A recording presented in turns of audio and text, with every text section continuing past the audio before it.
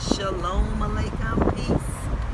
This is Tracy Lene Muhammad, and I wanted a few minutes of your very valuable and very precious time to talk to you about feeling entitled to other people's lives. And if you're on social media, you'll see a lot of that, where people feel like other people owe them when it comes to their own personal life.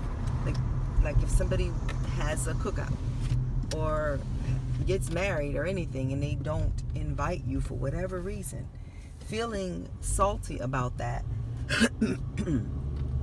when it's not your life. You feel entitled to somebody else's life, and that's usually what leads to a lot of disagreements and arguments and fights and all of the things that are negative in life, when you don't recognize that nobody owes you anything and you don't owe anybody anything. That doesn't mean that we walk around being ugly to one another, because I need to retract that statement. I believe all we owe is love, to show people love. Love is compassion, love is kind, love is justice. So I think that the only thing we owe to other beings is to allow them to live their lives. And if they are approaching or encroaching upon your life in a negative way, then you do have the right to defend yourself. And I can't tell you what that defense means. Only you know what to do, when to do it. But I see a lot of posts where people saying that people don't help other people when they're down and out. And I'm going to tell you something that I was guilty of. I was one day, it was like 10 years ago. I'm not a television watcher anymore. But about 10 years ago, when I used to watch a lot of television, I was watching Cribs. And it was Shaquille O'Neal, and they were showing his house, and he had a lot of cars. And I said to my husband, that's a damn shame. He got all that stuff and his children hungry. And my husband said, those children aren't his responsibility. He works hard. He should be able to get what he wants with his money. So I said, he don't need 10 cars. He can't even drive 10 cars at once. And my husband, he wasn't, being ugly. He was just trying to point something out to me. He said, Tracy, you have over 200 pair of shoes because you love shoes. And I could easily say that you don't need 200 pair of shoes, and you could be feeding other people's children. And it humbled me, because he was absolutely right. One of the amazing things about me is, if you point out something to me, I don't defend it. I go ahead and accept and submit.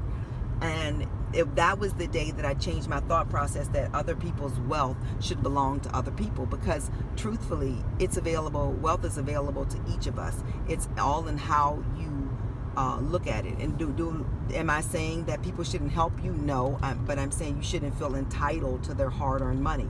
My family is very generous and very giving, and I've had times, especially my mother and my sister, where I've needed financial help, and they just help me because they love me, and they come to my rescue every single time. But I try to not make it often, because that's not fair for them to work hard and me to just say, give me your money you worked hard for.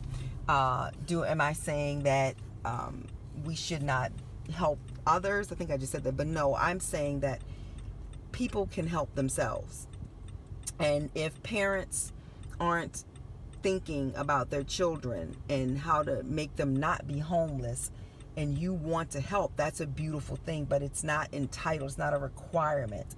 I think that religion has us thinking that you're supposed to take all of your wealth and give it to the poor and needy. That's not right, and I'm going to tell you why. How are they ever going to learn or not be poor and needy if you can do all the work and they reap all the benefits? I don't think that that's what religion meant, but I think that that's what has come out of it. We can help people, like give people a hand up, but not a hand out. But help them get themselves together. When I am wealthy, I intend to open up centers that help people, but it's going to require that they want to be helped, not that I just hand out money. This isn't, that's not very productive. So when you feel entitled to other people's money and they don't give it to you, you become bitter. And oftentimes you don't try to help yourself. I know that we have a lot of emotional damage, a lot of DNA damage to our psyche, especially the black man and woman in America from the effects of slavery. That post-traumatic stress is real, and it's not going to go away just because we pretend like slavery was some great American love story that had some hiccups. It was a horrible, horrible thing to do to other beings, and we are suffering. And white supremacy keeps their foot on our neck, but that does not mean we can't take our hands and pull their foot off of our neck. We're not helpless. We're not victims of other people. We have to unite. And when I say that, I don't mean that we have to run around doing to Caucasian people what they did to us. We don't even have it in us to do that. That's just not who we are. But we do have to have a very real conversation, and reparations has to happen. Yeah, it does. If I work for you for 400 years for free, my family should benefit because you benefited, your family benefited.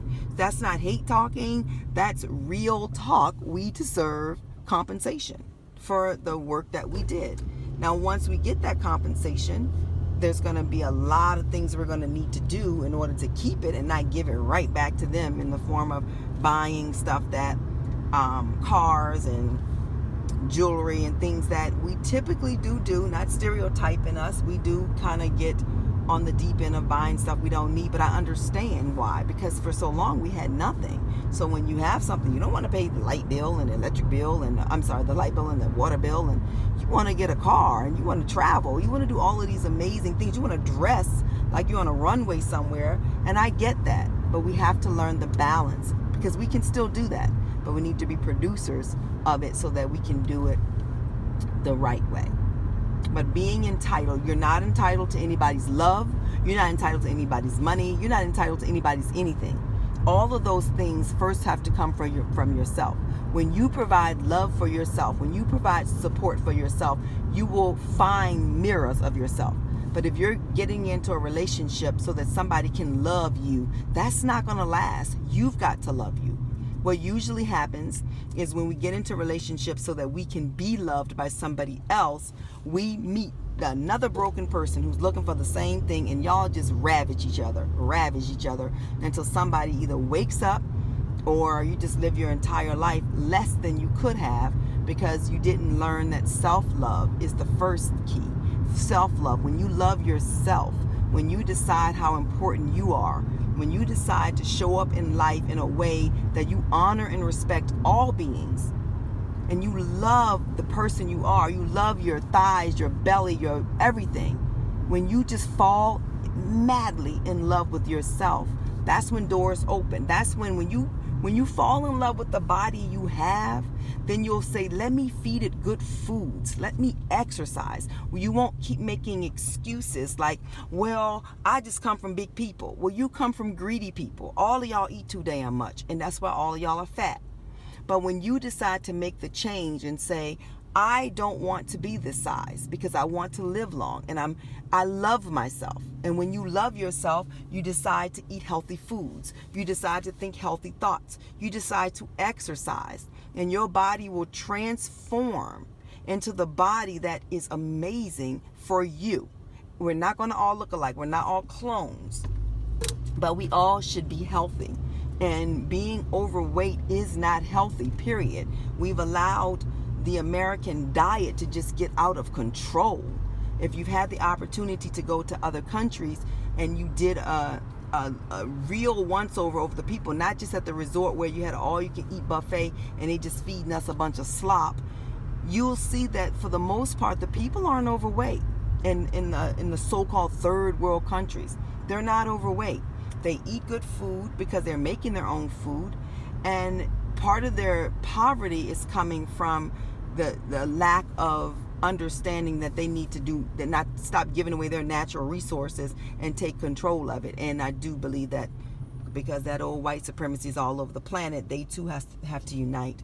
But I just wanted to talk about self accountability and not feeling entitled to other people's anything, because you're not, and not being bitter about it, and being happy for people when they are successful, because you have success in your genes too.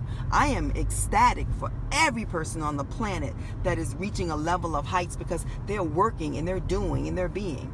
I'm not jealous of anybody. I've never been a jealous person. That wasn't my thing. My self-esteem was so low that jealousy wasn't in the picture. I just thought everybody was better than me. But I don't think that anymore, nor am I better than anybody. I think that I may make better choices than some people, and some people make better choices than I. But I think that the playing field is what I believe it's to be. And I'm not making any excuses anymore about getting anywhere. I'm just going to live my best life. And I'm doing it in a way that I respect everybody. But what you think about me ain't none of my goddamn business. You can think what you want. You can say what you want. Most people don't say it to your face anyway. They just get on the phones with their friend or screenshot what you do and gossip. And time that they're spending gossiping about you, they could have been doing something productive for themselves.